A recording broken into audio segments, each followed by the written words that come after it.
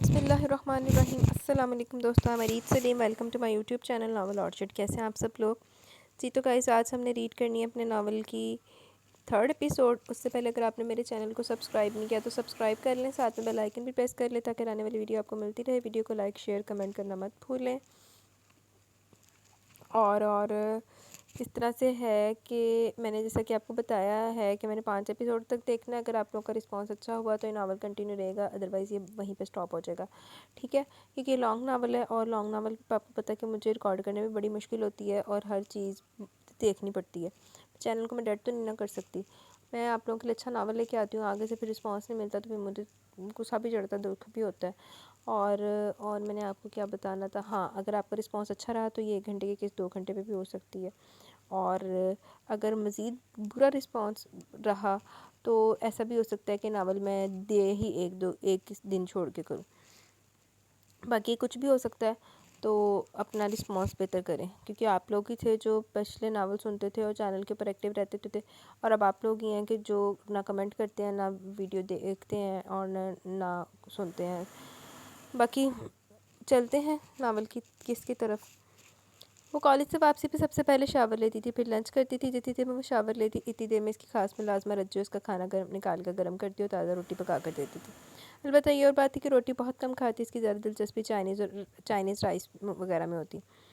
Vegetable بھی شوق سے کھاتی اور اس کی پسند کے کھانے پکانے کے لیے اس کی ملازمہ رجو مخصوص تھی۔ صبح سے لے کر شام تک علیزہ کا کوئی بھی کام ہوتا اور رجو نہیں نپٹانا ہوتا۔ صبح سویرے فریش جوس سے لے کر رات سونے سے پہلے دودھ کا گلاس دینے کی ذمہ داری بھی رجو کی تھی۔ علیزہ اپنی ملازمہ کو بھی بنا سنوار کے رکھتی، اس کے کپڑے، جوتے اور دیگر اشیاء سے خود منگوا کے دیتی۔ وہ اپنی ملازمہ کو گندے مندے حلیے میں برداشت نہیں کر سکتی، لہٰذا باقی تمام ملازمین بھی سب سے زیادہ فریش اور تازہ دم رہنے والی ملازمہ صرف رجو ہی تھی۔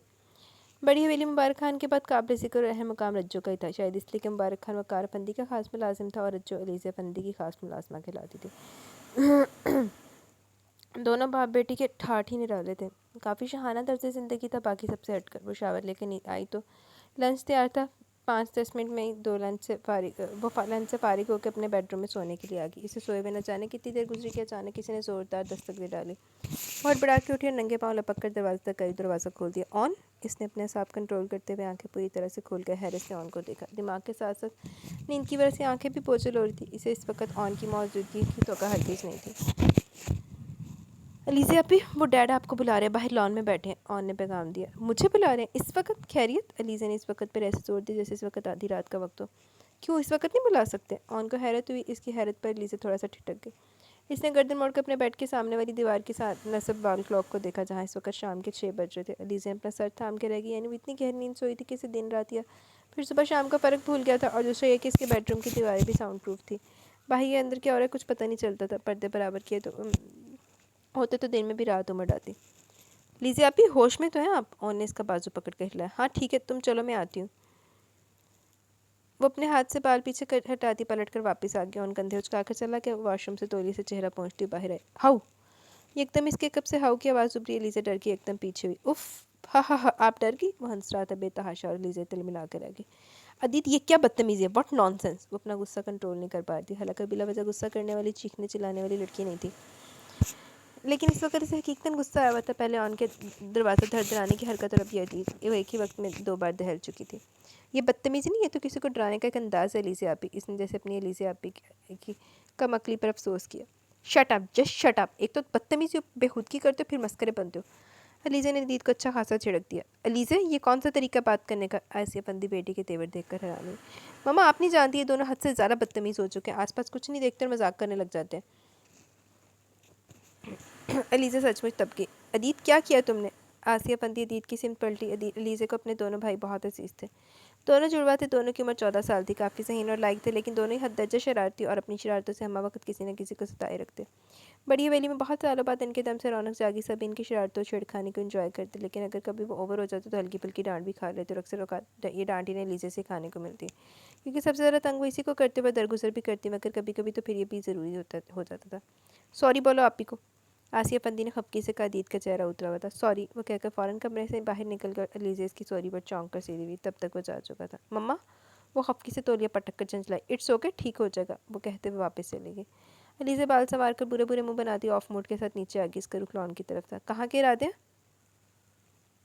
गुजरते गुजरते हुरमत ने पूछ लिया। बाहर लॉन में। कोई ख़ास वजह? पापा ने बुलाया। वो वजाहत देकर आगे बढ़ गए। हमेशा की तरह वकारफंदी लॉन के वस्त में चेयर्स डाले आज़र और इसरारफंदी के साथ बैठे बातें कर रहे थे। अस्सलाम वालेकुम। इसने करीब आकर आहिस्ती से सलाम किया। वालेकुम अस्सलाम, आओ बैठो, कैसी हो? वकारफंदी से भी ज़्यादा मोहब्बत और गर्मजोशी इसरारफंदी के लहजे में समाई हुई थी। अलीज़ा मुस्कुराने की महज कोशिश करते हुए वकारफंदी के बाएं तरफ रखी चौथी कुर्सी पर बैठ गई। ऑन डिस्टर्ब तो नहीं किया तुम्हें बुलाकर? वकारफंदी एक नज़र में इसके चेहरे के तासुरात नोट कर चुके थे। इसका मूड ऑफ लग रहा था। नहीं। इसने नफ़ी में गर्दन लाई। तबीयत तो ठीक है ना? वकारफंदी का रवा रवा मुतफक्कर हुआ। जी ठीक हूँ। इसके 90 तुले मुख्तसर से जवाबात पे आज़र ने भी ठिठक कर इसकी सिम देखा। बज़ाहिर तो बिल्कुल ठीक थी, लेकिन फिर भी कुछ गड़बड़ ज़रूर थी। मूड ख़राब दिखता था। इससे पहले कब वकारफंदी मज़ीद तशवीश का इजहार करते अचानक मुबारक खान वहीं चला। सलाम साहब, वो मर्दान खाने में आपसे मिलने को ही आया। कौन मिलने आया? आज़र ने सवाल किया। एसटी कंपनी के मैनेजर और एमडी साहब हैं, आपसे मिलना चाहते हैं। मुबारक खान ने वकारफंदी की सिमत इशारा किया। सदीकी साहब हमसे मिलना चाहते हैं? खैरियत? वकारफंदी ने कहते हुए आज़र और असरारफंदी को देखा। वो दोनों बाप बेटा भला क्या कह सकते थे। आइए देखते हैं किस सिलसिले में मिलना चाहते हैं। इसरारफंदी खड़े हो गए, जबकि वकारफंदी लीज़े को देख रहे थे, जिसको बुलाकर अब वो खुद उठ के जाना चाहते थे। आप जाइए पापा, मैं बिल्कुल ठीक हूँ। और हो सकता है क्या इन लोगों को आपसे ज़रूरी काम हो? अलीज़ा इनकी परेशानी फाम की। Are you sure? Yes papa. ठीक है, हम चलते हैं, बैठो तुम लोग। मुड़ते हुए अलीज़ा का गाल प्यार से थपक गया, जबकि इसरारफंदी ने इसका सर थपका। इनके जाने के बाद लॉन में वो दोनों रह के आज़र काफ़ी दिलचस्प नज़रों से अलीज़ा को देख रहा था, लेकिन अलीज़ा इसकी बजाय गर्दन तिरछी करके गेट की तरफ देखने में मसरूफ़ थी, जहाँ से अभी भी ज़ैन अपनी बाइक लेकर अंदर दाखिल हुआ और अपनी धुन में कीचन उछालता अंदरूनी मेन डोर की सिमत बढ़ गया। नाराज़ हो? आज़र के सवाल में भी दिलचस्पी थी। क्यों? अलीज़ा ने इसकी तरफ देखते हुए पूछा। तुम जानती हो क्या? यही कि तुम क्यों नाराज़ हो। आपको लगता है कि मैं नाराज़ हूँ? हाँ। जब आपको पता है कि मैं नाराज़ हूँ तो फिर आपको ये भी पता होगा कि मैं आपकी बात और आपका रवैया गलत था इस रोज़। अलीज़ा को बात फिर से याद आ गई तो खफकी ने खेल लिया। हाँ, थोड़ा बहुत वो इतराफ़ कर रहा था। थोड़ा बहुत नहीं, बहुत ज़्यादा कहीं। इस वक्त आयशा पप्पो की जो हालत थी, इसको देखते हुए जो मैं कर रही थी वही सही था। आयशा पप्पो को इसी हाल में छोड़कर मैं एक बार हवेली के अंदर आई, बारी बारी सबके बेडरूम्स चेक किए, मगर कोई भी नहीं था। दोबारा फिर वापस गई, अनुषा को इनके पास बिठा और एक बार फिर इधर आ गई। अपने ड्राइवर का पता किया, लेकिन वो गाड़ी की सर्विस करवाने गया हुआ था, इसलिए फिर सोचा कि मुबारक खान का पता करती हूँ, मगर वो सुन ही नहीं रहा था। और आप थे कि? अलीज़ा कहते कहते ठहर गई। मैं और कुछ नहीं कह रहा, मेरा मतलब ये नहीं था कि अगर मुबारक खान को बुलाने थे तो तुम किसी और को कह सकती थी, किसी बड़ी बुजुर्ग को या फिर किसी मुलाजमा को। वो सफाई दे रहा था। अलीज़ा की नाराज़गी अफोर्ड नहीं कर सकता था, इसलिए मनाने के जतन किए जा रहे थे। आज़र भाई, जब अचानक इतनी एमरजेंसी पड़ जाए तो इंसान कुछ भी नहीं सोचता, बस जो जहन में आता है वो करता जाता। और हाँ, एक बात और, जब आप लोगों ने मुलाजमों पर एतबार करते हुए इनको हवेली में रख ही लिया तो फिर इन पर पूरा पूरा एतमाद करें। हमारे तमाम मुलाजिम बहुत अच्छे और आंख उठाकर भी नहीं देखते, इज्जत करते हैं, बहन और बेटियों की तरह। अलीज़ा वाकई अपने घर के तमाम मुलाजमीन से मुतमईन थी। आज़र इसकी बात पर खामोशी से सर हिलाकर रह गया। ओके, आई एम सॉरी, वो आहिस्ती से बोला। अरे आज़र भाई, ये क्या कर रहे हैं आप? मुझे शर्मिंदा करने का इरादा? अलीज़ा को बेसाख्ता खपकी और नदामत का एहसास हुआ। आज़र इसके लिए बड़े भाइयों की जगह था, काबिल कदर और काबिल एहतराम। वो सोच भी नहीं सकती थी कि आज़र इसे सॉरी करे। तो फिर खौफ नाराज़गी का आदि सी जो को सॉरी नहीं कराना सी थे। या शर्मिंदा तो मैं ख्वाम का इतना रूड हो गया। एनीवेज, आइंदा एहतियात करूँगा। लेकिन तुम ये बताओ, तुम्हारा इस वक्त मूड क्यों ऑफ था? आज़र की बात पर मुस्कुराई और अदीत की हरकत बताने लगी, जिसे सुनकर आज़र कहका लगा के हंसा। और अपने इतने जानदार कहके की बदौलत वो किसी की नज़रों की सत में आ गए। अजीब सी बात थी कि आज़र ने भी बेसाख्ता टेरेस की सिमत देखा, लेकिन अब वहाँ कोई भी नहीं था। वो सर छटक कर फिर से अलीज़ा की सिमत मतवज्जा हो चुका था। इतने कहके लाई जाते पीछे बैठा कोई सड़ ही जाता। मुबारक खान फारिग था, इसलिए अपनी फरागत दूर करने की गर्ज से चौकीदार के पास जाकर बैठ गया। ज़हर नसीब जी, आज तो मुबारक खान खुद हमारे पास आए। क्या बांटूं, मिठाई या लड्डू? चौकीदार ने मुबारक खान को देखकर खुशी का इजहार करते हुए बोला। मुबारक खान ज़्यादातर वकारफंदी के कामों में मसरूफ़ रहता था, इसलिए बाकी मुलाजमों के साथ उठना बैठना कम ही था। जिसको बाकी मुलाजिम मगरूरी का नाम देते थे, मुबारक खान आरिफ की बात पर हंस दिया। यार, ऐसा तो आज तक तेरी भरजाई ने नहीं कहा जैसा तू कह रहा है, मिठाइयाँ बांट रहा है। यार, भरजाई तो तब कहेगी जब तू इसके पास जाएगा, जब जाना ही नहीं तो फिर क्या कहना क्या खाक। आरिफ जल के बोले, क्योंकि मुबारक खान इतने दिन अपने गाँव नहीं जाता था। इसे 2-2 3-3 महीने गुजर जाते अपने घर वालों की शक्ल देखे हुए। यार, तुझे क्या पता कि अच्छा नौकर बनने के लिए बड़े बड़े पापड़ बेलना पड़ते हैं। अब सब कुछ पीछे छोड़ता हूँ तो तब बड़े साहब आगे जगह देते हैं, वरना बाकी सब की तरह मैं भी कहीं पीछे पड़ा होता। आगे आने के लिए बहुत कुछ करना पड़ता है यार। हाँ यार, ये तो ठीक कहा तूने। नौकरी मिलना फिर नौकरी करना दोनों मुश्किल काम है। अपने मालिकों को खुश करना आसान नहीं होता। आरिफ संजीदा और अफसरदा सा हो गया। अरे, नौकरी से याद है, वो आदमी दोबारा नहीं आया क्या? मुबारक खान ने तेज़ी से पूछा। कौन आदमी? आरिफ भूल चुका था। अरे, वही मंसूर हुसैन। मुबारक खान की याद दिलाने पर आरिफ को इसकी शक्ल सूरत के साथ साथ नाम भी याद आ गए। नहीं यार, दोबारा कभी इसे देखा ही नहीं। हो सकता है इसे कहीं काम मिल गया हो, इतने दिन हो गए इसे देखे आए हुए। आरिफ के कंधे उचकाने के साथ साथ की आसर आई भी थी कि ہاں یہ بھی ہو سکتا ہے، لیکن یار آج کل کام ملنا بھی اتنا آسان نہیں ہے، پڑھے لکھے ہاتھوں میں ڈگریاں لے کر دھکے کھاتے پھرتے ہیں، وہ تو پھر صرف 4 جماعتیں پاس ہے، سمجھو جو ہمارے جیسے ہی ان پڑھ ہے، اور جڑے بیچارے کو صحیح گل ہے وہ نوکریاں لے کے وہ بھی تو جا کے اتنے کام کرتا پیا ورک شاپ دے ڈگریاں لے کے۔ مبارک خان افسوس سے کہہ رہا تھا تمہارے پاس اس کا فون نمبر تو ہوگا نا، تم فون کر کے پتہ ہی کر لیتے کہ کیا بنا اس کا۔ عارف نے مبارک خان کو مشورہ دیا۔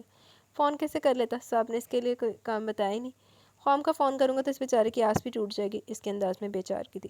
بس یار بڑے لوگوں کے بھی نخرے ہی ہوتے ہیں، مرضی ہو تو جس کو دل چاہے پکڑ کر کام پر رکھ لیں، اور مرضی نہ ہو تو اپنے پرانے اور وفادار ملازم کو بھی اٹھا کر باہر پھینک دے۔ بس اللہ نے ان کو دے جو رکھا، وہ بیچارہ اتنے دن آتا رہا منتیں کرتا رہا، مگر صاحب نے عارف کو بھی افسوس نہیں گھیر رکھا تھا۔ لیکن اس سے پہلے مبارک خان کچھ کہتا ہے، اس کی جیب میں رکھا موبائل بجا، اس نے نمبر دیکھا، کوئی انجان نمبر ہی تھا، اس نے کال ریسیو کر لی۔ ہیلو السلام علیکم، پہلے ہیلو پھر السلام علیکم، عارف مبارک خان کی کمکلی پر ہنسا۔ وعلیکم السلام مبارک خان، منصور حسین بات کر رہا ہوں، دوسری طرف سے مرچھائی ہوئی تھکی تھکی آواز سنائی دی۔ اوے منصور حسین، اللہ بھلا کرے، بڑی لمبی عمر ہے تمہاری، ابھی تجھے یاد کر رہے تھے۔ مبارک خان کو بڑی خوشی ہوئی تھی، یہی حال عارف کا تھا، کاش لمبی کی بجائے مختصر ہوتی، نجات تو ملتی۔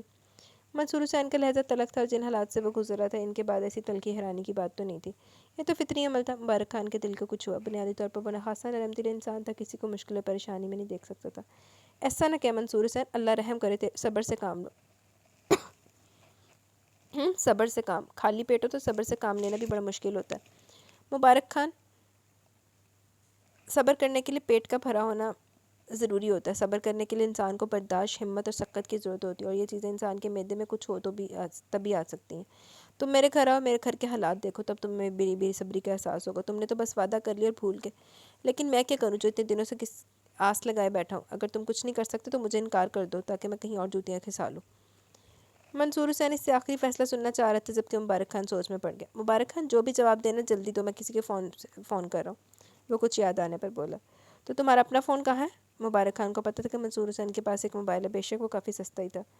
2 روز پہلے گھر میں کچھ بھی نہیں تھا، سبھی کے پیٹ خالی تھے، صبر سے کام لینا ناممکن ہو چکا تھا۔ صرف ایک موبائل تھا، بیچ دیا 1300 روپے میں۔ مبارک خان کے سوال پر اس نے تنزیہ کہکہ لگاتے بتایا، لفظوں میں بڑی چبھن اور کاٹ تھی، جواباً وہ کچھ کہہ نہ سکا، بلکہ مزید شرمندگی ہوئی، جسے اس کے گھر کے حالات کی ذمہ دار وہی تھا۔ ٹھیک ہے منصور حسین، تم پرسوں نہیں بلکہ کل ہی صاحب کے آفس آ جاؤ، میں بھی وہاں ہی رہوں گا، پھر صاحب سے بات کریں گے کہ تمہیں کام پر رکھنا چاہتے بھی ہیں کہ نہیں۔ مبارک خان نے اسے تسلی دی اور منصور حسین کو پھر سے آس بند گئی، اس نے فون بند کر دیا۔ غریباں نوں تے آس لگنی ہے کہ شاید سانوں کوئی نوکری دا حساب لگ جائے۔ مما، آنر ادیت کہاں ہے؟ وہ کافی اجلت میں تیار ہو کر نیچے آئے، چھوٹتے ان کے بارے میں استفسار کیا۔ وہ تو اسکول چلے گئے۔ کب؟ ابھی تو ان کی آواز ڈرائنگ روم سے آ رہی تھی۔ ہاں ابھی نکلے۔ اوکے میں بھی چلتی ہوں، بائے۔ وہ تیزی سے آگے بڑھ کے مما کو پیار کرتی کوریڈور کی سمت لپکی۔ شیشے کی طرح چکنے پتھر کے فرش پر چلتے ہوئے وہ بمشکل اپنے آپ کو گرنے سے بچاتے ہوئے تیز تیز چلتی کوریڈور کے داخلی دروازے سے باہر نکلے۔ ادیت رکو پلیز، جسٹ 1 منٹ۔ اونچی آواز میں پکاری مبارک خان کی گاڑی کی سمت بڑھتے وہ دونوں ایک دم ٹھہر گئے۔ مبارک خان ان کے اسکول کا بیگ اپنی گاڑی میں رکھ رہا تھا، روزانہ صبح وہی ان کو اسکول ڈراپ کرتا اور پھر وہ کارفندی کو آفس چھوڑنے جاتا۔ جی؟ وہ عجلت میں پھولی ہوئی سانسوں کو ہموار کرتی ان تک پہنچی، اور ان کے قریب آنے پر دونوں نے بڑا مختصر سا چیخا، جس سے ان کی ناراضی اور تعلق کی صاف ظاہر ہو رہی تھی۔ علیزہ ان کو یونیفارم پہنے نقصق سے تیار خفا خفا سے انداز میں دیکھ کر بے ساختہ مسکرائی، دونوں کے باری باری گال چوم لیے ان کی خفگی کی پرواہ کیے بغیر۔ سوری میری جان، میں کل غصے میں کچھ زیادہ ہی کہہ گئی، انفیکٹ اچانک نیند سے اٹھنے کی وجہ سے کچھ پتہ نہیں چلا کہ میں کیا کہہ رہی ہوں، اتنا ذرا ڈانٹ کے لیے اگین سوری۔ اس نے دونوں کے گال چھو کر کہا، اور وہ دونوں ایک دوسرے کو دیکھ کر مسکرائے، آنکھوں میں کچھ کہا، پھر لیزے کو دیکھا۔ ٹھیک ہے، ہم آپ کی کل والی ڈانٹ بھول سکتے ہیں، مگر ایک شرط پر۔ کافی شاہانہ انداز تھا ان کا۔ کیسی شرط؟ آپ آج واپسی پر ہمیں آئس کریم بھی کھلائیں گے، شاپنگ بھی کروائیں گے اپنی گاڑی میں اپنے ڈرائیور کے ساتھ، مطلب کہ سب کچھ آپ کا ہی ہوگا۔ دونوں کی شرط پر ایک بار پھر مسکرائی۔ اوکے منظور ہے، ٹھیک ہے پھر ہم بھی راضی ہیں۔ انہوں نے لیزے کو گڈ بائی کیا، فلائنگ کس کرتے وہاں سے چلے گئے۔ کیا ہو رہا ہے، کالج نہیں جانا؟ آج روز دانیال آفس جانے کے لیے نکل رہے تھے، لیزے کو گاڑیوں کے قریب روش پر کھڑا دیکھ کر حیرت سے پوچھا۔ جانا ہے؟ تو پھر یہاں کیوں کھڑی ہو؟ ان کی حیرانی بچ جاتی۔ بس وہ آنر ادیت کے لیے کھڑی تھی۔ اس کے کہنے پر آئزر معاملہ سمجھ کر مسکرا دیا۔ اوکے چلتی ہوں، گڈ بائی۔ وہ اپنی گاڑی کی سمت بڑھ گئی، اس کا ڈرائیور گاڑی لیے تیار کھڑا تھا۔ آئزر اور دانیال اپنی گاڑی کی طرف آگے، ان لوگوں کی گاڑیاں ایک دوسرے کے آگے پیچھے حویلی کے گیٹ سے باہر نکلی تھی۔ وہ خیرفندی اخبار پڑھتے ہوئے مبارک خان کا انتظار کر رہے تھے، وہ آنر ادیت کو ڈراپ کر کے بھی نہیں آیا تھا، اپنے مقررہ ٹائم پر 10 منٹ لیٹ ہو چکا تھا، اور اس کے لیٹ ہونے کا مطلب تو یقیناً ٹریفک جام میں پھنس گیا تھا۔ صبح صبح لاہور کی سڑکوں پر ٹریفک کا رش بھی بے انتہا ہوتا تھا۔ اسکول کالج یونیورسٹیز اور آفیسز کے لیے نکلنے والوں کا ازدحام ہوتا تھا اور اپنے وقت پر مطلوبہ جگہ پہنچ جانا ناممکن ہو جاتا تھا. خود وکارہ پندی بھی آفس جاتے ہوئے کئی بار اس ازدحام میں پھنس چکے تھے جس کے باعث وہ کئی بار آفس سے لیٹ ہو جاتے. آج بھی انہیں ایسے کچھ لگ رہا تھا لیکن ابھی وہ گھڑی دیکھ رہے تھے کہ مبارک خان بھی آ گیا اور ملازمہ ان کا بریف کیس گاڑی تک چھوڑا ہے. سلام صاحب. مبارک خان نے ان کو دیکھتے ہوئے دروازہ کھول دیا. وعلیکم السلام. لیٹ کیوں ہو گیا؟ ٹریفک جام تھا صاحب. اس کی حسب توقع جواب آیا. اگلے 40 منٹ میں وہ آفس پہنچے تھے. حالانکہ 30 منٹ کا راستہ تھا. شکر تھا کہ 10 منٹ لیٹ ہوئے. وہ کافی فریش موڈ کے ساتھ آفس میں داخل ہوئے لیکن انہیں پتہ نہیں تھا کہ ان کا یہ فریش موڈ محض کچھ دیر کے لیے. آذر اور دانیال آج فیکٹری کے راؤنڈ پہ نکلنے والے تھے اس لیے آفس کا کام ذرا جلدی نپٹانے کی کوشش میں تھے. اوکے ڈیڈ ہم چلتے ہیں. آذر اجازت طلب لہجے میں بولا. ٹھیک ہے جاؤ تم لوگ. اور اظہار سے کہو صدیقی صاحب کا کام ضرور کروا دے. وہ کافی ان کا موبائل بجنے لگا تو بات ادھوری لگی. کسی لینڈ لائن نمبر سے کال تھی.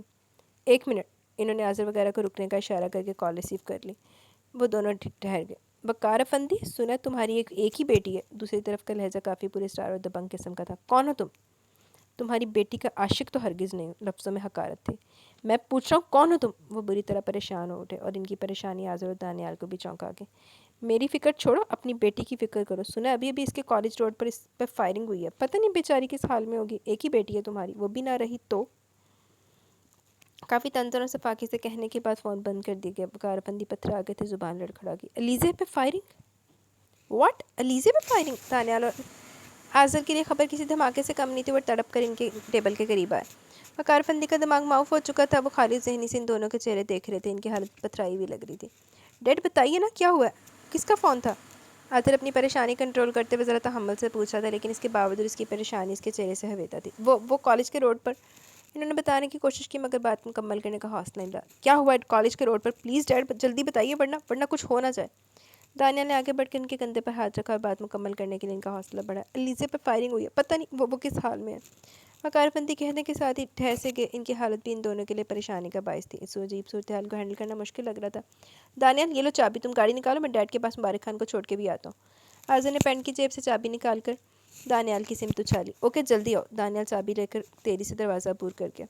آذر نے پلٹ کر ڈیڈ کو دوبارہ دیکھا. ڈیڈ پلیز حوصلہ رکھیں اور اللہ سے دعا کیجیے. انشاءاللہ علیزے کو کچھ نہیں ہوگا. آذر نے ان کے ساتھ جب سے اپنے آپ کو بھی تسلی دی. میں بھی جا کر مبارک خان کو بھیجتا ہوں. اور پلیز ڈیڈ اس چیز کا آفس میں کسی کو بھی پتہ نہیں چلنا چاہیے. لوگ ہزاروں باتیں بنا لیتے ہیں. آذر نے ایسی پریشانی عجلت کے عالم میں بھی اس نازک پہلو پر غور کر لیا. آذر میں بھی چلتا. نہیں ڈیڈ آپ کہیں نہیں جائیں گے. میں اور دانیال جا جو رہے ہیں. وہاں جا کر آپ کو سب کچھ بتا دیں گے. ہو سکتا ہے یہ بات جھوٹ ہو. کسی نے ہمیں ستانے کے لیے ایسا کیا ہو. آذر کی بات صحیح تھی لیکن اس وقت ایسے وہم اور ہول اٹھ رہے تھے کہ کچھ بھی ماننا مشکل ہو رہا تھا. مگر پھر بھی انہیں آذر کی بات کو اہمیت تو دینی تھی اس لیے جوں کہ تو بیٹھے رہے. آذر وہاں سے سیدھا سٹاف روم میں گیا. مبارک خان توقع کے مطابق وہیں بیٹھا اخبار پڑھ رہا تھا. اسے وقار افندی کے روم میں بھیج کر وہ تیز تیز قدم اٹھاتا آفس بلڈنگ سے باہر نکل آیا. اس کے بیٹھتے دانیال نے گاڑی آگے بڑھا دی. اگر ایسی کوئی بات ہوتی تو علیزے کے ڈرائیور نے فون کر کے ہمیں ضرور اطلاع دینی تھی. آذر پرسوچ انداز میں بولا. نظر سامنے ونڈو اسکرین پر تھی. تو دیر کس بات کی ہے؟ اس نے فون نہیں کیا تو ہم خود کر لیتے. تم ٹرائی کرو اس کا نمبر. دانیال نے سامنے روڈ پر آتے سپیڈ بڑھا دی. آذر کو اس کی بات خاصی معقول لگی. اس نے فوراً موبائل نکال کے علیزے کے ڈرائیور کا نمبر ملا. دوسری طرف رنگ جا رہی تھی لیکن کوئی ریسیو نہیں کر رہا تھا. اس نے 2-3 بار لگاتار ٹرائی کیا مگر اسے کوئی رسپانس نہیں ملا.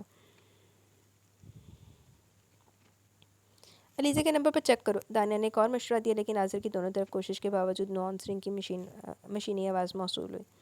اور ایسی سچویشن میں آذر کی پیشانی پر سچ مچ پسینہ پھوٹ پڑا تھا. اس کے وہم و گمان میں وہم و وسوسے یقین کی شکل اختیار کر کے. ہو سکتا کوئی وجود گئی ہوگی. گولی جا کے دیکھو بیٹا تم پریشان مت ہو. اب یہاں کوئی بھی نہیں ہے. تم میرے ساتھ چلو. یہ میرے ساتھ ہی تو کالج ہے. میں بھی فون کر کے تمہارے پیرنٹس کو بلا لیتی ہوں. اس حادثے کے بعد اتفاقاً گزرتے علیزے کی ٹیچر اسے دیکھ کر اپنی گاڑی سے اتر آئی تھی اور ہر حساس انداز میں گاڑی سے باہر نکل کر ادھر ادھر دیکھتی. علیزے کو انہیں نہیں سنبھالا. رفتہ اور لوگ بھی جمع ہو گئے. لوگوں نے مل جل کر علیزے کے ڈرائیور کو گاڑی سے نکالا جو گولی کی زد میں آتے ہوئے زخمی ہو گئے تھے. ان کا خون پانی کی طرح بہہ رہا تھا اور علیزے کی ان پر نظر پڑتے چیخیں ابل پڑی. خیرو بابا. ان کی حالت دیکھ کر خوفزدہ ہو گئی. میڈم عالیہ سے اس کو سنبھالنا مشکل ہو گیا.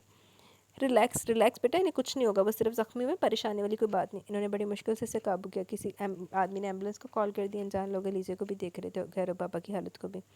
ہر زبان پر طرح طرح کی باتیں مچل رہی تھی اور علیزے اتنے زیادہ لوگوں کی نظروں سے اور باتوں سے وحشت زدہ ہوئی جا رہی تھی. اس کے خوف و ہراس میں اضافہ ہوتا جا رہا تھا. علیزے.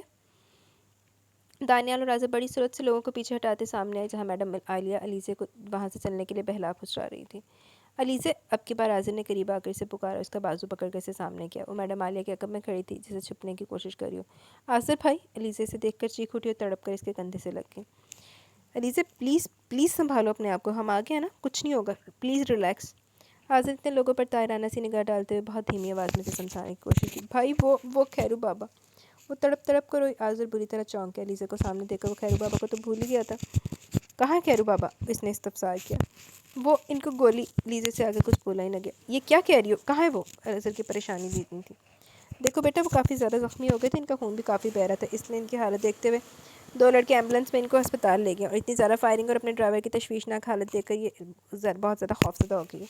आप इसे फ़ौरन घर ले जाएं, मैडम आलिया ने आज़िर को बताते हुए मशवरा दिया। आज़िर इनको पहचानता था। 1-2 बार एलिज़ा को ड्रॉप करने कॉलेज आया था तो गेट पर मैडम आलिया से भी टकराव होता रहता था। वो सर इस बात में हिलाकर दानियल की सिमट पड़ा।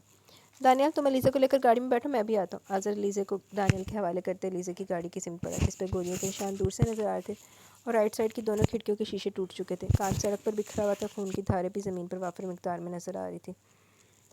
आज़िर ऐसे वहशियाना और ख़तरनाक हमले पर अंदर ही अंदर मुतफक्कर होता।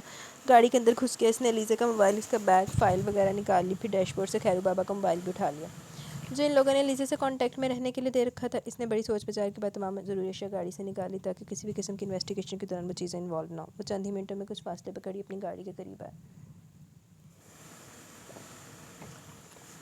ये लो, ये एलिज़ा का सामान है, एहतियात से ले जाओ और इसे चुप कराओ।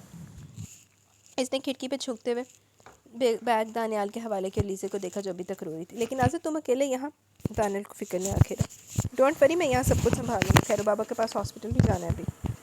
आज़िर ने इसे तसल्ली दी। लेकिन तुम्हारे पास तो गाड़ी भी नहीं है। दानियाल प्लीज़, तुम मेरी फिक्र ना करो, तुम एलिज़ा को यहाँ से लेकर निकलने की कोशिश करो। ये सरासर पुलिस केस है, हो सकता भी नहीं तो थोड़ी देर तक पुलिस भी आ जाए। मैं भी आसपास देखने वालों से कुछ पूछताछ करता हूँ। आखिर कौन लोग थे जिन्होंने फायरिंग की? किसी ने तो देखा ही होगा। आज़िर की बात समझकर दानियाल भी चुप हो गया। ठीक है, मैं लीज़ा को हवेली ड्रॉप करके दोबारा आता हूँ। दानियाल ने गाड़ी आगे बढ़ा दी और आज़िर पलट कर दोबारा ड्राइवर बुका पर आ गया, जहाँ अभी वो 1-2 आदमी से बात करने का इरादा बांध ही रहा था कि पुलिस की गाड़ी आती दिखाई दी। वो लोग पुलिस को देखकर शहद की मक्खियों की तरह उड़ते चले गए थे, जैसे किसी ने के छत्ते पर पत्थर मारकर इनको उड़ा दिया। और वहाँ मैडम आलिया 2-3 अधेड़ों मर्दी खड़े रह गए, या फिर ज़रा फासले पर आज़िर अकेला खड़ा था और सोच रहा था कि किसी भी वक्त पे ना पहुँचने वाली पुलिस अब क्या कारकर्दगी दिखाती है। पुलिस की गाड़ी करीब पहुँचते तक आज़िर अफंदी का वकार अफंदी का नंबर डायल कर चुका था। दूसरी तरफ कॉल रिसीव करने वाला मुबारक खान था। आज़िर के कहने पर इसने मोबाइल वकार अफंदी की सिम बढ़ा दिया था। अलीज़ा पे कातलाना हमले की खबर बड़ी हवेली के दौलत दीवार हिला कर रखी। छोटे बड़े सभी चकरा के रह गए। अलीज़ा दानियाल के साथ घर पहुंची तो उसकी घुटी घुटी चीखों को खुलकर बाहर आने का रास्ता मिल गया। वो बुलंद आवाज़ से रो रही थी और उसकी हालत ऐसी थी, आसिया फंदी ने देवर और देवरानी के मशवरे से कुछ देर के लिए ट्रैंकुलाइजर देकर सुला दिया। वैसी वैसी पोजीशन में हरगिज़ नहीं थी कि सबके तशवीश भरे सवालात के जवाब दे सकती। लिहाजा असरार फंदी ने कुछ देर सुकून देने और इस हादसे को उसके दिमाग से ज़रा देर के लिए महव करने के लिए यही आइडिया सोचा था। और करीमत फ़क्र से खड़ी ज़रूरत बेगम ने भी शौहर की हाँ में हाँ मिलाई। अलीज़ा को अपने कमरे में सुलाकर जैसे आसिया फंदी कमरे से बाहर आई ने राहदारी से वकार फंदी आते दिखाई दिया। साथ एहतियातन इनके सहारे के लिए मुबारक खान भी था, जो इनका बाजू थामे हुए था। अलीज़ा कहाँ है? इन्होंने आसिया फंदी को देखकर छूटते इस्तफसार किया। अल्लाह का शुक्र है वो ठीक है, मैंने इसे थोड़ी देर के लिए सुला दी, वो काफ़ी ज़्यादा अपसेट हो गई थी। इन्होंने शौहर को तसल्ली दी। आसिया, तुम ठीक कह रही हो ना? वो बेयकीन लग रहे थे। हालांकि आज़िर फ़ोन पर इनको अच्छी खासी तसल्ली दे चुका था और सारी सूरत हाल भी बता चुका था। आप खुद देख लें। आसिया फंदी ने मुड़कर दरवाजे का हैंडल घुमाकर दरवाज़ा खोल दिया। वो इतने गैर मुतमिन थे कि इनकार नहीं कर सके और कमरे में आगे मुबारक खान बाहर ही खड़ा रह गया। अलीज़ा मेरी जान। वो बेसाख्ता बेड पर लेटी अलीज़ा के करीब बैठ झुक कर इसकी पेशानी चूम ली। बेशक अलीज़ा नींदावत गोलियों के ज़ेरे से सो गई थी, मगर इसका जहनी इंतशार इसके सोए हुए चेहरे पर से भी अयाता हो रहा था।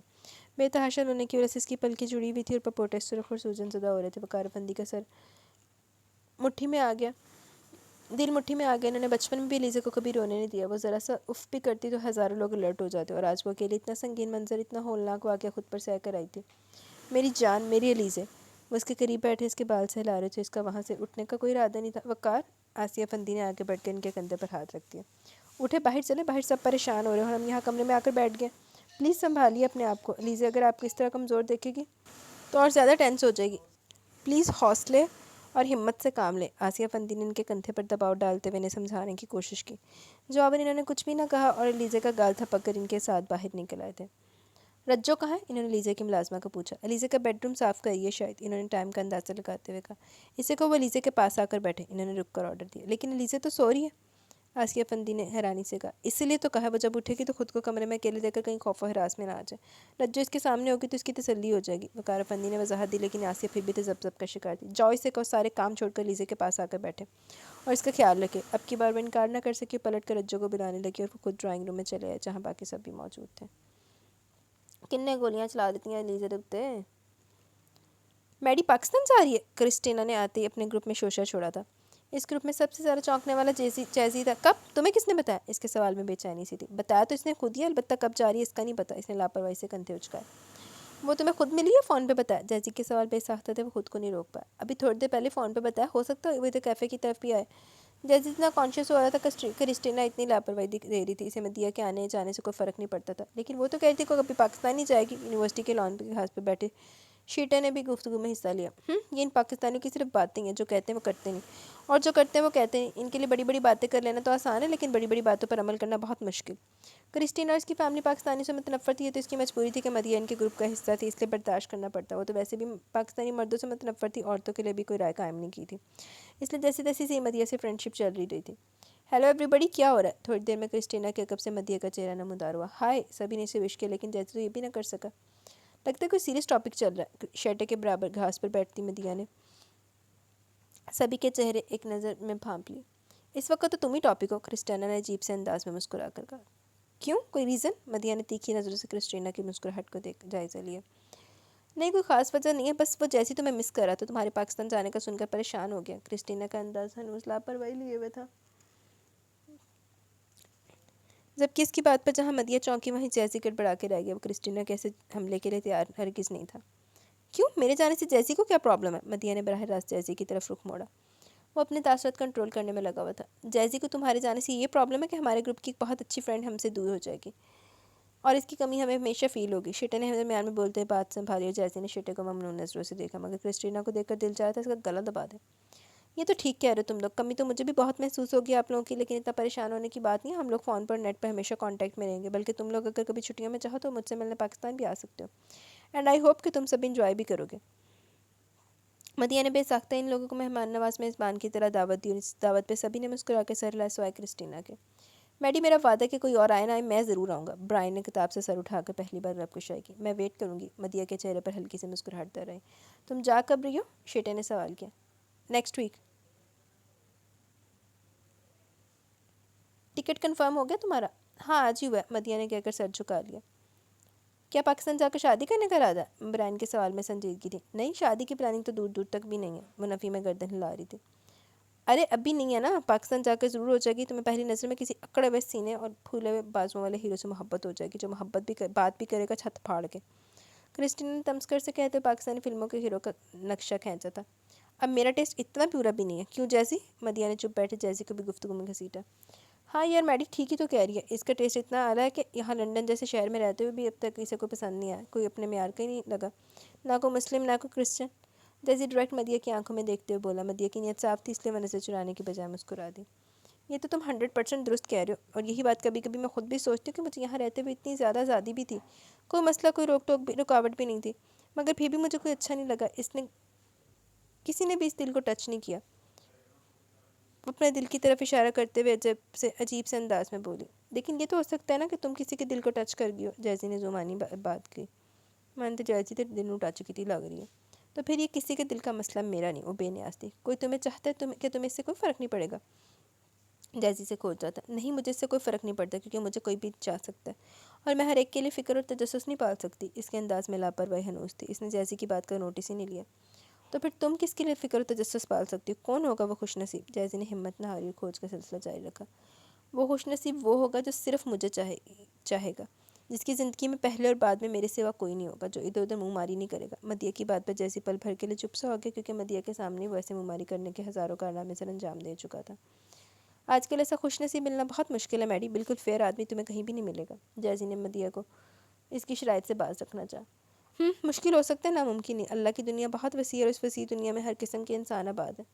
इसने यकीन से कर मज़ीद कुछ न कह सका, लेकिन बहुत पहले जरी के मुँह से सुना हुआ शेर बेसाख्ता मदिया के लबों पर मचल गया था।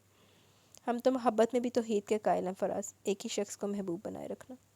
इन्होंने मदिया के शेर पर नासमझी से देखकर मुस्कुराते हुए इसने शेर को इंग्लिश में ट्रांसलेट कर दिया। इंटरेस्टिंग। ब्रायन ने एक बार फिर किताब से नज़र हटाकर मदिया को हौसला अफजाई की और इसे दाद दी। तुम्हें कैसा लगा? वो जैरी से मुखातिब थी। अच्छा लगा, वो आहिस्ती से कहकर उठ खड़ा हुआ बाकी सभी से दूर जाता हुआ देखने लगे। अल्लाह, मेरी तो अचानक कमर में दर्द शुरू हो गई है। وہ تقریباً 2 بجے کورٹ سے فارغ ہوا اور کورٹ سے فارغ ہونے کے بعد اس کا ارادہ گھر جانے کا تھا، لیکن جب اس کے لیڈر نے بتایا کہ آفس میں کافی زیادہ کام ہے تو پھر اس نے کچھ دیر کے لیے آفس کا چکر لگا لینا بھی مناسب سمجھا۔ ابھی وہ پارکنگ کی سمت جا ہی رہا تھا کہ انسپکٹر شناز سے ٹکراؤ ہو گیا۔ وہ ہمیشہ کی طرح آج بھی اسے دیکھ کر مسکرائی، اس کی مسکراہٹ بھی ہمیشہ والی شوخ و شرارت لیے ہوئی تھی۔ سلام شاہ جی، اس نے اپنی خوشی کے اظہار کے طور پر دلاور شاہ کو سلوٹ کیا۔ بس سلام، کیسی ہیں آپ؟ وہ چاہتے ہوئے بے مروتی نہ دکھا سکا کیونکہ اسے پتا تھا وہ کبھی پیچھا نہیں چھوڑے گی۔ ایک دم فٹ ہو شاہ جی، لیکن آپ آج کل کچھ الجھے بکھرے دکھائی دے رہے ہیں۔ وہ قریب آ کھڑی ہوئی۔ یہ بھی لوگوں کا نظر کا دھوکہ ہے، دلاور شاہ نے مسکراتے ہوئے جواب دی، جیسے وہ انسپکٹر شناز کے سوال سے محظوظ ہوا۔ اوہ، تو آپ یہ مان رہے کہ آپ دھوکہ بھی دیتے ہیں؟ انسپکٹر شناز کا انداز معنی خیز تھا۔ صرف دھوکہ ہی نہیں، دغا بھی دیتا ہوں۔ وہ جیب سے سگریٹ کا پیکٹ نکال کر سگریٹ ہونٹوں میں دباتے ہوئے بولا اور ساتھ ہی لائٹر سے سگریٹ کو شعلہ دکھا دیا۔ کام تو دونوں خطرناک ہے، وہ ہونٹ سکیڑ کر بولی۔ اس لیے تو کہتا ہوں بچ کے رہا کریں۔ دلاور شاہ نے اسے ڈرائیور کو کہکا لگاتے ہوئے بے ساختہ کھلکھلا کر ہنسی۔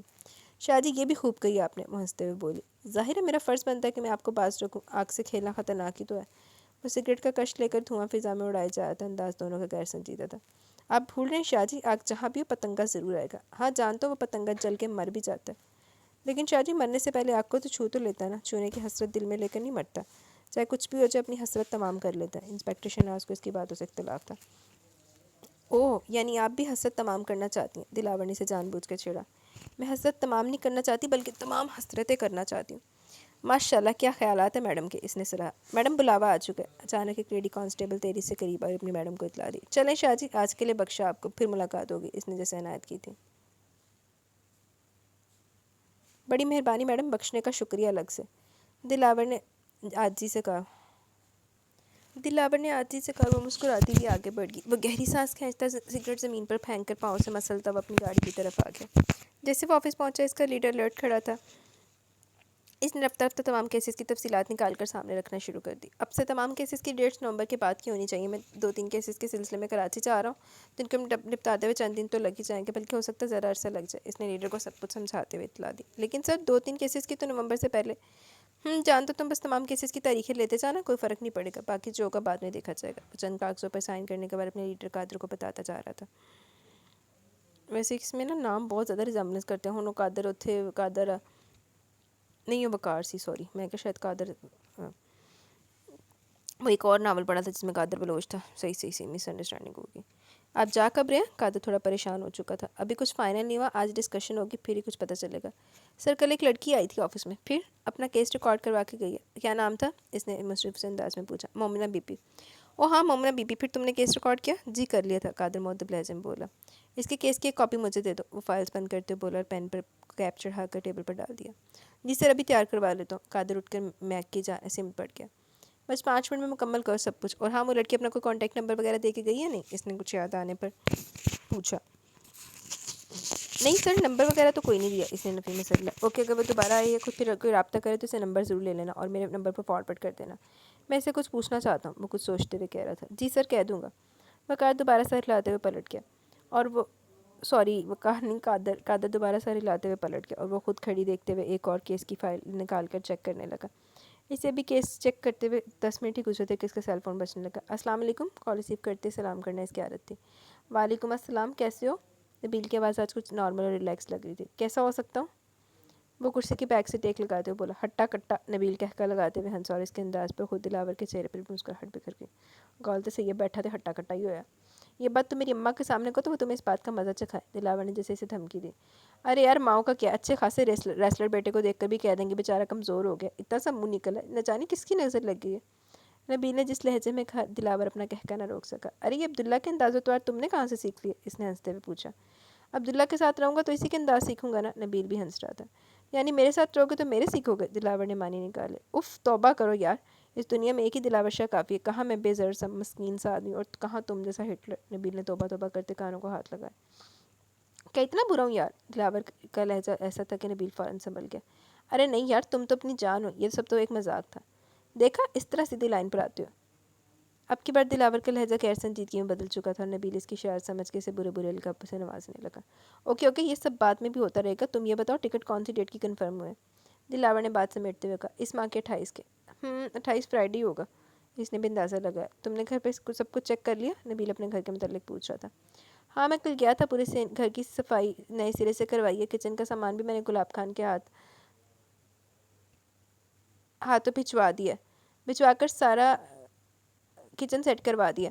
आप लोगों के बेडरूम्स मैंने खुद चेक किए हैं, सब कुछ परफेक्ट है, लेकिन फिर भी कोई कमी रह जाए तो मेरी तरफ से माजरत। दिलावर का लहजा अभी से माजरत को आना था। मैं तुम्हारी सी बकवास पर कान धरने वाला नहीं हूँ। नबील ने लापरवाही से कहकर लाफिस बोला और फ़ोन बंद कर दिया। वो अपने बंद मोबाइल को देख कर मुस्कुरा दिया। आहो जेह्ड़े दोस्त फॉर्मल होंदे ना बंदा चंड मारे रख के। अज मेरी भी एक दोस्त ने फॉर्मल होने की कोशिश की सी। उस तो पहले मैं उसको लानतों भरा मैसेज करती, वो फिर अपने आप ही अनफॉर्मल हो गई।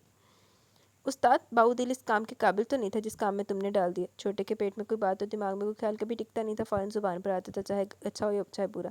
अभी वो अपने उस्ताद को अफसोस भरी नज़रों से देख रहा था। न लाइक मैंने इसे इस काम में नहीं डाला, वो खुद इस काम में पड़ा। मुझे एक समझदार और ईमानदार आदमी चाहिए था, इसे घर वालों के 2 वक्त की रोटी।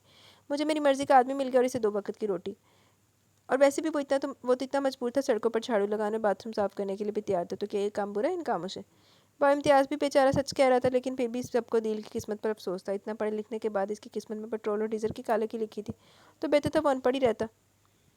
गॉल तो सही है, दिल में कुछ बनने का ख्वाब तो पैदा ना होता। लगता है इस वर्कशॉप में आप दोनों के राजों न्याज कुछ ज़्यादा ही होते हैं। दिल इन दोनों के करीब चला है।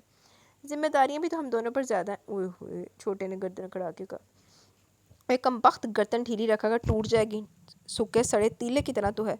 इम्तियाज़ ने इसके कंधे पर हाथ मार कर कहा। दिल बमुश्किल अपनी मुस्कुराहट रोकने में कामयाब हुआ, तभी छोटे का मुंह बन गया। छोटे दी तो हुन इज्जत कर दे पे ना। देख उस्ताद, काम वाम अपनी जगह और इज्जत बेइज्जती अपनी जगह। मैं अपनी इंसल्ट बर्दाश्त नहीं कर सकता, बता रहा हूँ तुझे। छोटे ने अपने उस्ताद को धमकी दी। ओए होए, उस्ताद में धमकी लग गई। ठीक है, जा ढाबे से चाय लेकर आ, इम्तियाज़ लापरवाही से बोला। जाता हूँ, पहले ढाबे वाले का पता, पहला खाता तो साफ़ करो। 210 रुपये देना इसके। रोज़ जाता हूँ, वो पैसों का पूछने लगता है। कल भी पूछ रहा था। छोटा अपनी जगह से खड़ा हो चुका था, लेकिन जाने से पहले इम्तियाज़ के साथ मुकमका करना चाहता था। ओए मनहूस, कल तो मैं खुद किया था। इम्तियाज़ ने इसे कोसा। छोटा पहले चौंका, फिर किसी आगे। वाकई गलती हो चुकी थी। नहीं उस्ताद, मैं शाम को नहीं, दिन की बात कर रहा हूँ। इसने बात संभाली। अच्छा, तो तू फिर अकेला चाय पीने गया होगा? इम्तियाज़ ने तेवर बदले तो छोटे को लाइन पे आना पड़ा। अरे उस्ताद, कल नहीं परसों दिन की बात। जाता ही या मारू कुछ? इम्तियाज़ ने घूरते हुए झुक कर करीब पड़ी लोहे की हथौड़ी उठा ली और छोटा वर्कशॉप से गधे के सर से सीन की तरह गायब हो गया। अब की बार दिल हंसी नहीं रोक पाया। आपने सच ही कहा था, कमाल का पुर्जा ये भी। अदील इसकी बातों और हरकतों से लुत्फ़अंदोज़ हो रहा था। इसलिए तो कहा था किसी के दम से रौनक है। इम्तियाज़ मुस्कुरा दिया। वाकई इसमें कोई शक नहीं, अदील को इनसे इत्तेफाक था। चलो अल्लाह खैर है कि तुम भी रफ्ता रफ्ता सबसे वाकिफ़ हो जाओगे। आज का दिन भी आखिर ख़त्म हो ही गया। ये लो तुम्हारी पहली दिहाड़ी। इम्तियाज़ ने जेब से कुछ रुपए निकाल कर इसकी सिमत बढ़ाए, पहली कमाई की सूरत में। दिहाड़ी? लेकिन मैंने तो आज का पूरा दिन कोई काम ही नहीं किया। अदील ने ताज्जुब भरी नज़रों से देखा। बेशक नहीं किया, लेकिन आज के दिन से तुम अब इस वर्कशॉप में शामिल हो चुके हो, तुम्हारा हिस्सा भी सबके साथ ही होगा। इन्होंने इंसाफ से काम लिया। लेकिन चाचा, अदील मुतज़ब्ज़ब था। अरे छोड़ यार, आज पहला दिन है, खाली हाथ खर्च जाएगा तो घर वाले क्या सोचेंगे? तो ऐसा कर, आज इन पैसों से घर वालों के लिए कुछ खाने पीने की चीज़ें ले जा। इम्तियाज़ ने ज़बरदस्ती पैसे इसकी जेब में डाल दिए। और हाँ, आइंदा काम करेगा तो दिहाड़ी मिलेगी, वरना ऐसी अय्याशी रोज़ रोज़ नहीं होगी। इन्होंने इसे साथ साथ आगाह भी करना ज़रूरी समझा, जिस पर अदील ममनूनियत से मुस्कुरा दी। इतने में सल्लूर जैदी भी पास आ गया। छोटा भी चाय लेकर हाजिर हो गया। भाई, आपने झूठ क्यों बोला? कौन सा झूठ? वो अनजान बना। जॉब वाला? मरियम इसके कपड़े निकालते हुए आहिस्ती से पूछी थी। जॉब वाला क्या मतलब? अदील नज़र चुराते हुए बात कर रहा था। अरे यार, जॉब मिली है तो सब कुछ लेके आया हूँ ना। मैं मानती हूँ आपको जॉब मिली, लेकिन वो नहीं मिली जो आपने अब्बा जी अम्मी को बताई। अदील खाने पीने की चीज़ें और कुछ घर की ज़रूरत की अशिया लेकर घर में दाखिल हुआ तो सभी बहुत खुश हुए। इन्होंने फ़ौरन इसके काम की नोयत पूछी और नौकरी की बाबत बताते हुए कतरा गया, इसलिए झूठ बोल दिया कि एक कंपनी में मुलाजमत मिली, लेकिन महदूद मुद्दत के लिए, और इस वक्त इसके घर वालों के लिए महदूद मुद्दत भी किसी नेमत से कम नहीं थी। 4 दिन तो अच्छे गुजर ही जाते, लेकिन मरियम इसके झूठ से मुतमिन नहीं हुई। तो फिर कौन सी जॉब मिली है? अदील इसके हाथ से कपड़े लेते हुए घूर के बोला। ये तो आप ही बता सकते, मुझे इल्हाम तो नहीं होगा ना? जब इतना बड़ा शक जाहिर कर रही हो, ये भी तो किसी इल्हाम की बिना पर ही कर रही हो ना? नहीं भाई, ये शक नहीं है, मेरा यकीन है। मरियम अलमारी बंद करके सामने आ खड़ी हुई। क्या करोगी शक और यकीन को अलग करके? धोखे की खुशी से बच जाऊंगी जो आपने अम्मी और अब्बा को दी, महज एक झूठी खुशी। मरियम तल्खी से बोली। लेकिन यार, मुझे काम तो मिल गया ना, इतना परेशान होने वाली क्या बात है? अदील ने इसे बहलाना चाहा। लेकिन काम का पता तो चले। मरियम, अदील ने खपकी से कहा, आप मुझे बता दें, मैं यहाँ से चली जाऊँगी। वो बहलने वाली नहीं थी। कल सुबह जाने से पहले बता दूंगा। नहीं, अभी बताएं। मरियम के अंदाज में बच्चों की सी जिद थी। क्या अपने तक रखोगी? हाँ, इसने सर हिलाया। वो दरअसल मुझे वर्कशॉप पे काम मिला। अदील रुख मोड़ते बोला और अपने चेहरे के तासुरात नहीं दिखाना चाहता था। वर्कशॉप? मरियम की नज़रों में पूरा कमरा चकरा के रह गया। इसका इतना लाइक फाइक भाई किसी अच्छी सीट पर काम करने के बजाय वर्कशॉप में काम करेगा। आहिस्ता बोला, अम्मी ने सुन लिया तो परेशान हो जाएंगे। लेकिन भाई, मरियम ने कुछ कहना चाहा। नहीं मरियम, ना शुक्री मत करना, हमारे लिए भी बहुत बड़ी नेमत है, अल्लाह का एहसान है हम पर। अदील ने इसे कुछ कहने से रोक दिया। वो खुद नहाने के लिए गुस्ल खाने में चला गया, मगर मरियम अभी तक बेहिस्सो हरकत खड़ी थी। इसकी नज़रों में आम वर्कशॉपों के मनाजिर घूम के जहाँ कोई भी काम करने वाला अपनी असली हालत में नहीं मिलता था। جہاں ہر وقت ٹھوکا ٹھاکی کی آوازیں اور ڈیزل کی بدبو سہنا پڑتی تھی۔ بیچارے دل نہ ہوئی تھی بسے ماڑیے تمہیں دل لگی بھول جانی پڑے گی، محبت کی راہوں میں آ کر تو دیکھو، تڑپنے پہ میرے نہ پھر تم ہنسو کہ کبھی دل کسی سے لگا کر تو دیکھو۔ میرے دماغ سے نا اس سے برا ہو گیا والے تو، لیکن میں لگا نہیں سکتی۔ وفاؤں کی ہم سے توقع نہیں ہے، مگر ایک بار آزما کر تو دیکھو۔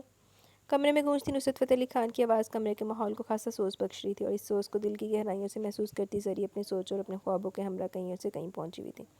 اس کی روح پر کسی کی یاد کی مہک طاری تھی، وہ اس مہک سے محصور ہوتی موجودہ ماحول سے دور ہوتی چلی گئی۔ وہ کبھی کبھی فرصت سے اسے دل کے تخت پہ بٹھا کر خود اس کے سامنے اس کے قدموں میں بیٹھتی تو اسے دیکھتے دیکھتے دو عالم بھول جاتی تھی۔ اور اس وقت بھی اس کا یہی حال تھا، وہ راکنگ چیئر پہ بیٹھی آنکھیں بند کیے تصور کا جہاں آباد کیے ہوئی تھی، جہاں وہ اکیلی نہیں تھی، جہاں وہ اسے محبتیں وصول کرنے والا اس کی خواہشوں کی نگری میں اس کے قدم سے قدم ملا کر چل رہا تھا، جہاں وہ اسے محبت پاش نظروں سے دیکھ رہا تھا۔ وہ شرم و حیا سے مغلوب اس سے تھوڑا ہٹ کے چل رہی تھی اور لبوں پر مسکراہٹ کھیل رہی تھی۔ ماں صدقے چلی جاوے زری نہیں پہنچی دی، کتھے دی کتھے پہنچی ہوئی ہے۔ دماغی خلل۔ الٹی چال چلتے ہیں یہ دیوانگانے عشق، آنکھوں کو بند کرتے ہیں دیدار کے لیے۔ اس کی بند آنکھیں اور مسکراتے لبوں نے نگارش کو شعر کہنے پر مجبور کر دیا۔ زری چونک کر سیدھی ہوئی تھی اور سامنے نگارش کو دیکھ کر وہ جھنجھلا سی گئی۔ بھابی! اس کا لفظ بھی جھنجھلایا ہوا تھا۔ جی میری جان! نگارش نے اس کی کیفیت سے ہرز اٹھایا۔ اف! کیا آپ کو بھی آنا تھا؟ اس نے منہ بنا کر کہا۔ کیوں؟ کیا تم رومانس میں مصروف تھی؟ نگارش کی بات پہ اس کا چہرہ سرخ پڑ گیا۔ پلیز بھابی کچھ تو خیال کریں، وہ بلش ہوئی لگ رہی تھی۔ کیسا خیال؟ میرے رومانس کا، وہ بھی شاعر سے بولی تو نگارش کھلکھلا کے ہنس پڑی۔ ویسے یہ تو بتاؤ رومانس تم کر رہی تھی یا وہ کر رہا تھا؟ نگارش نے اسے مزید چھیڑا۔ بھابی! زری نے اسے کشن دے مارا اور نگارش ہنستے ہنستے بیڈ کی پائنٹی کی طرف بیٹھ گئی۔ ویسے یار میں تمہیں ایک بات بتانے آئی تھی، نگارش نے تجسس پھیلایا۔ کیا؟ زری کے انداز میں فطری بے ساختگی تھی۔ عبداللہ سے نیٹ پہ بات کریں، اپنے بیڈ روم میں بیٹھا، بہت چارمنگ لگ رہا ہے، چلو تمہیں بھی دکھاؤں۔ نگارش نے اس کا ہاتھ پکڑا اور اٹھنے کا کہا۔ کون چارمنگ لگ رہا ہے؟ زری نے ناسمجھی سے پوچھا۔ محترمہ آپ کے دلاور شاہ صاحب، اور کون بھلا؟ نگارش نے گھورا۔ زری اس کے اس طرح نام لینے پر گھبرا گئی۔ پلیز آہستہ تو بولیے۔ اچھا چلو تمہیں دکھاتی ہوں۔ نگارش نے پھر اس کا ہاتھ کھینچا۔ نہیں نہیں میں نہیں جا سکتی۔ کیوں؟ تم کیوں نہیں جا سکتی؟ بس اچھا نہیں لگتا اس طرح۔ لیکن یار تم میرے ساتھ چل رہی ہو نا، اس میں بھلا کیا برائی ہے؟ برائی کچھ نہیں ہے، لیکن میرے جانے سے وہ بڑی جلدی کیمرہ آف کر دے گا۔ تو کر دے، کم از کم تم دیکھ تو لوگی۔ دیکھنے کو چھوڑے، آپ ہی بتا دیں کیسا لگ رہا ہے؟ زری دلچسپی سے بولی۔ جیسا ہمیشہ لگتا ہے۔ کیا لگ رہا ہے؟ کیا کر رہا ہے؟ چائے پی رہا ہے، نگارش کپکی سے بول رہی تھی۔ چائے کے بعد یقیناً سگریٹ پیے گا۔ زری کو اس کی عادت کا پتہ تھا، وہ اس کی ایک ایک حرکت بڑے غور سے نوٹ کرتی تھی۔ ظاہر ہے یہ تینوں دوست سگریٹ بہت پیتے ہیں، کئی بار عبداللہ سے کہہ چکی پلیز اسموکنگ ختم کر دے، لیکن مانتے نہیں، کہتے ہیں جس روز باقی دونوں نے بھی ختم کر دی اس دن میں بھی کر دوں گا۔ لاکھ دی لعنت، کوئی ایک بھی چنگا سٹیپ لے کے باقی دونوں نے گچی نہ مروڑنا۔ زری والی خفکی کا رخ عبداللہ کی اسموکنگ کی طرف مڑ چکا تھا۔ تو آپ باقی دونوں سے کہہ دیں کہ وہ اسموکنگ ختم کر دیں، زری نے اسے چھیڑتے ہوئے آئیڈیا دیا۔ ہاں ہاں اڑا لو مذاق، جب تمہاری شادی ہوگی پھر پوچھوں گی تم سے کہ شوہر کی اسموکنگ کرنے کی عادت سے کتنی چڑ ہوتی ہے۔ نگارش نے گھورتے ہوئے کہا۔ مجھے اپنے شوہر کی کسی بھی عادت سے چڑ نہیں ہوگی، کیونکہ اس کی تمام عادتیں مجھے پسند ہیں، میرے دل پہ لکھی ہوئی ہیں۔ اچھا جی، اللہ کرے تیرا شوہر بھی بن جائے، زری نے مسرور سے انداز میں جواب دیا۔ ماشاء اللہ، شادی سے پہلے میں بھی یہی کہتی تھی۔ اب مذاق اڑانے کی باری نگارش کی تھی۔ آپ ہیں اور میں ہوں۔ زری کو اپنی محبت پر یقین تھا، لیکن نگارش پھر بھی متفق ہونے والی نہیں تھی، کیونکہ اسے پتہ تھا کہ شادی کے بعد میاں بیوی ایک دوسرے کے لیے کتنے ضدی اور ڈھیٹ ہو جاتے ہیں، ایک بات کی دوسرے کی بات ماننا گناہ سمجھتے ہیں۔ اور لوگوں پتہ نہیں کی بمب وج جاتا۔ پہلے عشق محبت ہوندی تے بعد دے وچوں صرف ویاہ ہی رہ جاندا۔ بہت چترو چتری تے کتا چکی ہوتی ہے۔ چلو وقت آنے پہ دیکھیں گے، نگارش نے چیلنج کیا تھا۔ انشاءاللہ، زری نے مسکرا کر کہا۔ نگارش! اچانک عبداللہ عجلت میں دروازہ کھول کے اندر داخل ہوا۔ جی؟ وہ دونوں متوجہ ہوئیں۔ دلاور تم سے بات کرنا چاہتا ہے، عبداللہ کے کہنے پر نگارش نے زری کو دیکھا، فوراً نظر جھکا کے۔ جی آ رہی ہوں، وہ اٹھ کھڑی ہوئی۔ اور ہاں زری، تم میرے لیے کپ چائے لے آؤ۔ عبداللہ نے جاتے جاتے کام بھی کہہ دیا۔ زری بری طرح ٹھٹک گئی، وہ جس کام سے کترا رہی تھی وہی کام سامنے آگے، مجبوراً اٹھنے کے سوا کوئی چارہ نظر نہیں آیا۔ لیکن اس نے اٹھنے کے ساتھ ساتھ حل بھی سوچ لیا، سو بڑے پرسکون و اطمینان سے چائے بنانے آ گئی۔ اس نے 3 کپ چائے بنائی اور نگارش عبداللہ کے لیے 2 کپ ٹرے میں رکھ کر ان کے کمرے تک آئی اور دروازے پر دستک دی۔ آجاؤ زری! عبداللہ کی آواز میں لاپرواہی تھی، لیکن زری کو اپنی بے اختیاری پہ کوئی اختیار نہیں تھا، اس لیے وہ اندر نہیں جانا چاہتی تھی۔ اسے پتہ تھا کہ وہ اسے دیکھتے ہوئے باقی سب کچھ فراموش کر بیٹھے گی اور اس کی نظروں کی محویت یقیناً گڑبڑ کر سکتی تھی، لہٰذا احتیاط ہی بہتر تھی۔ भाई चाय ले लें, मैं नीचे चूल्हा खुला छोड़ कर आई हूँ, मैंने नीचे जाना है। इसने सोचा, वो बहाना खड़ा। चूल्हा क्यों खुला छोड़ दिया? अब्दुल्ला दरवाज़ा खोल के बाहर निकला। भूख लग रही थी, कबाब तलने लगी। इसने ट्रे अब्दुल्ला के हाथ में थमाते हुए वापस भागने की सोची। तो फिर मुझे भी दे जाना। अब्दुल्ला ने पीछे से आवाज़ दी। जरी छिटक गई। हैं, अब कबाब तलने पड़ेंगे? जरी का छूट इसके अपने गले पड़ गया। मुंह बनाती फ्रिज से कबाब निकाल कर चूल्हा जलाने लगी। रात के 12 बजे अपने छूट के हाथों मजबूर किचन में खड़ी कबाब तल रही थी। तो और झूठ बोला तो हुन पुक तो तल्लो। पूरे फ्लैट में इतनी खामोशी, इतना सन्नाटा था कि इसके सांसों का इर्त्याश भी शोरनुमा लग रहा था। वो तकिए पर सर रखे औंधे मुँह लेटा दुनिया जहाँ से बेखबरी गहरी नींद की गोश में बेसुध पड़ा था। पूरे कमरे में फैलावा ऐसा था कि यूँ लग रहा था महीना भर रोजाना सफाई सुथराई होगी तो ये फैलावा सिमटेगा। सिगरेट के टुकड़े, शराब की खाली बोतलें, जूस और कोल्ड ड्रिंक के खाली कैन, इस्तेमालशुदा टिश्यू, कालीन पर बिखरी हुई सीडीज, कुशन और तकिए और ऐसी बेशुमार चीज़ें थी जिनको देखकर दिमाग घूम के रहता था। लेकिन वो इस सब के बावजूद इतने फैलावे में सुकून की नींद सो रहा था। इसकी नींद और सुकून में खलल इसकी मॉम ने डाला। तकिए के नीचे रखा मोबाइल की वाइब्रेशन इतनी तेज़ थी कि नींद के बावजूद वो हड़बड़ा के उठ बैठा और फिर इस सारे माहौल को समझने की कोशिश की। चंद सेकंड गौर करने के बाद इसे एहसास हुआ कि अपने दोस्त साइम के फ्लैट पर है। रात से यहीं पे, आज तो वो रात को भी नहीं हवेली किया और हवेली का ख्याल आते वो थोड़ा मुहतात हो गया। इसने लपक कर तकिए के नीचे से अपना मोबाइल निकाल लिया। हेलो, इसने कॉल अटेंड की। जौदत, इनके लहजे का गुस्सा और काट बहुत आसानी महसूस कर रहा था। जी यस मॉम, वो आहिस्ती से बोला और दूसरी तरफ सरवत बेगम इसकी नींद से बोझल आवाज़ को फ़ौरन भाप के वो भी सोकर उठा था। रात से कहाँ हो, घर क्यों नहीं आए? इनका नरमी से आरी लहजा जौदत को बहुत जल्द नींद के शिकंजे से निकाल के इसके असली हट धर्म और लापरवाह अंदाज में ले गया। आप इतनी फिक्र क्यों करिए, जहाँ भी हो जिंदा हो। वो बालों में हाथ फेरता दोबारा बेड पर लेट गया। मुझे भी पता है जिंदा हो, इसलिए तो कॉल सुन रहे हो, मगर मैं ये जानना चाहती हूँ कि तुम रात घर पे क्यों नहीं आए। सरद बेगम का एहसास था वो दिन ब दिन और ज़्यादा बिगड़ता जा रहा है। इसकी सरकशी बढ़ती जा रही है और वजह यह है कि हवेली के मर्द हजरात इसकी ऐसी लोफराना हरकत से बेखबर थे। अभी तक इन्होंने इसके आने जाने का और यार दोस्तों के खास नोटिस नहीं लिया, इसलिए वो थोड़ा आज़ाद और बेफिक्र होकर सब करता फिर रहा था। तो मानो तो खबर है ना, दास दवे ताकि लगाम पाले। वजह बताना मैं ज़रूरी नहीं समझता। इसकी आंखों में रात के मनासर घूम गए। वजह मैं जानती हूँ, वो चबा के बोली।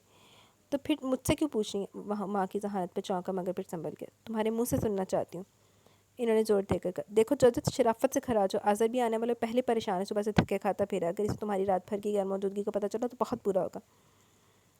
सरवत बेगम ज़्यादा देर अपनी परेशानी छुपा नहीं सकी। आज़र भाई परेशान क्यों और सुबह से थके किस लिए खा रहे हैं? इसके लहजे की लापरवाही हनूस थी, अलबत्ता अंदर से वो भी ठटक गया। क्या तुम्हें अभी तक नहीं पता चला? सरवत बेगम को हैरानी हुई, हालांकि जानती भी थी वो अभी सोकर उठा। क्या मतलब मॉम, आप बताएं ना क्या हुआ? वो उलझन अमेज़ अंदाज से बोला। आज सुबह अलीज़ा कॉलेज जा रही थी जब अचानक रास्ते में दो मोटरसाइकिल सवार आए, गाड़ी पर फायरिंग करके भागे। हैं, क्या कह रही हैं आप? चौधरी एकदम उठकर बैठ गया। ठीक कह रही हूँ, खैरू बाबा अस्पताल में, इनको गोली लगी है, जिंदगी और मौत से लड़ रहे हैं। अलीज़ा अभी तक दहशत और खौफ के मारे रोए और चिल्लाई जा रही है।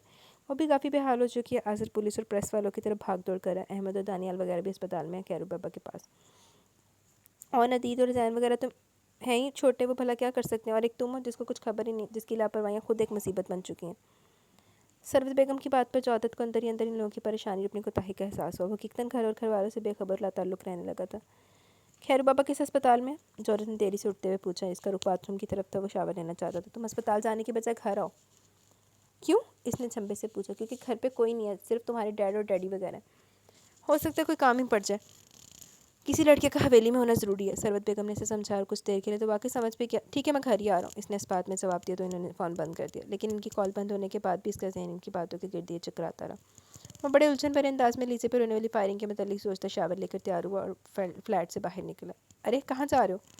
सामने से आते साइम ने हैरत से इस्तफसार किया। हवेली? लेकिन क्यों? तुम तो कह रहे थे कि आज भी यहीं रुकोगे। साइम ने आज रात के लिए भी काफ़ी बंदोबस्त करके रखे थे, इसलिए मुतफक्कर हो रहा था। नहीं यार, एक प्रॉब्लम हो गया, घर जाना ज़रूरी है। जौदत को इस वक्त किसी चीज़ से दिलचस्पी नहीं थी। क्या मतलब, कैसी प्रॉब्लम? साइम ठटका। अभी तो मुझे खुद भी ठीक से नहीं पता, बस मॉम की कॉल आई है। जौदत ने चाबी निकाल कर साइम के हवाले की। तो वो तुम्हारा रात वाला प्रोग्राम यार कैंसिल कर दो, जौदत झंझलाकर बोला। फिर साइम को एक तरफ हटाकर कुछ सीढ़ियाँ उतर गया। वो किसी चीज़ का नोटिस न लेता तो कभी ना लेता, अगर ले लेता तो फिर पूरी तरह से इन्वॉल्व होकर नोटिस लेता। आमतौर पर वो भी हवेली वालों की कोई कदर और फिक्र नहीं करता था, लेकिन कुछ रिश्ते ऐसे थे जिनसे वो हकीकतन इंसियत रखता था और इनकी इज्जत और कदर करता था। इसकी कज़न्स कोमल और लीजे भी इन रिश्तों में शुमार होती, लिहाजा लीजे की परेशानी पर परेशान होता है। इसके दिल की बेख्तियारी हरकत थी। वो घर पहुंचा तो सबसे पहले लीजे से मिलने गया, मगर वो सो रही थी। समझ पूरे नीचे ड्राइंग रूम में चला, जहाँ बाकी सब भी बैठे हुए थे अपनी उलझन और परेशानी में। किसी ने भी इसकी आमद पर ध्यान नहीं दिया, लेकिन इस शरारतमंदी के बराबर बैठी सरवत बेगम की मलामती नज़रें इस पर थी। वो खिसिया कर इनसे नजरें चुराता कोमल से सारी तफसील पूछने लगा, जिस पर शरारतमंदी ने सबको ड्राइंग रूम से बाहर भेज दिया। आज़र की सरतोड़ कोशिश थी कि इस मामले को अखबारात और न्यूज़ चैनल से दूर रखा जाए, ताकि लोगों को कुरेदने और उंगली उठाने का मौका न मिले। اور کہیں بھی ملک کے مشہور و معروف بزنس مین وقار افندی کی بیٹی علیزہ افندی کا نام غلط انداز سے نہ لیا جائے، اور اسی لیے وہ صبح سے ہزاروں جگہوں پر ادھر سے ادھر بھاگ دوڑ کرتا پھر رہا تھا، کبھی خیرو بابا کے پاس ہاسپٹل جاتا، کبھی پولیس اسٹیشن، کبھی پریس والوں کے دفتر، کبھی کہیں۔ اس چکر میں صبح سے شام اور شام سے رات ہوگی اس نے اسے ایک دن میں لاکھوں روپے بھی خرچ کیے تھے، صرف اس لیے کہ معاملہ دبا رہے اور کسی کے علم میں نہ آئے۔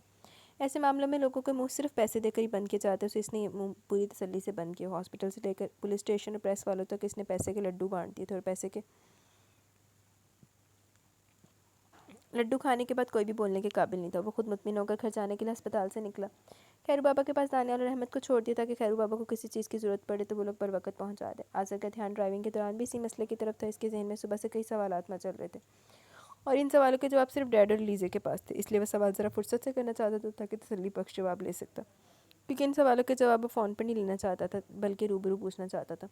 رات کے 12 بجے کا ٹائم تھا جب اس کی گاڑی حویلی میں داخل ہوئی۔ اس وقت بھی تقریباً سبھی افراد جاگ رہے تھے، سبھی کو آذر کا انتظار تھا، خصوصاً وقار افندی کو۔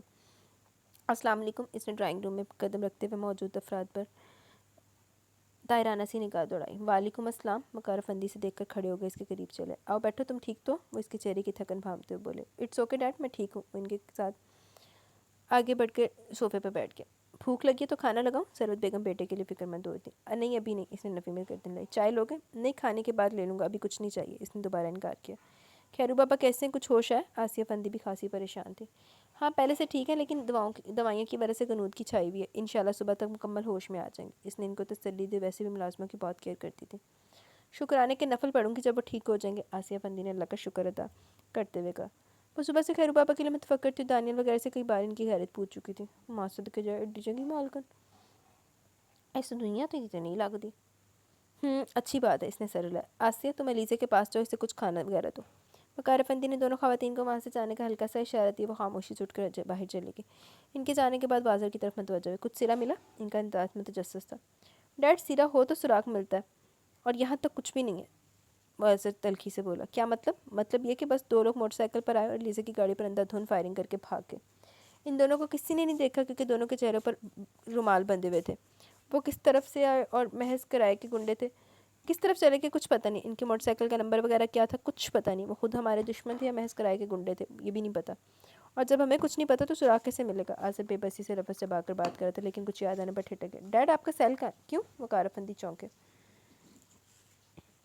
بس کچھ یاد آ گیا، آذر کے انداز میں بے چینی طرح۔ یہ لو، انہوں نے صوفے کی سائڈ پر رکھی چھوٹی کرسٹل ٹیبل سے سیل اٹھا کر اس کی طرف بڑھایا۔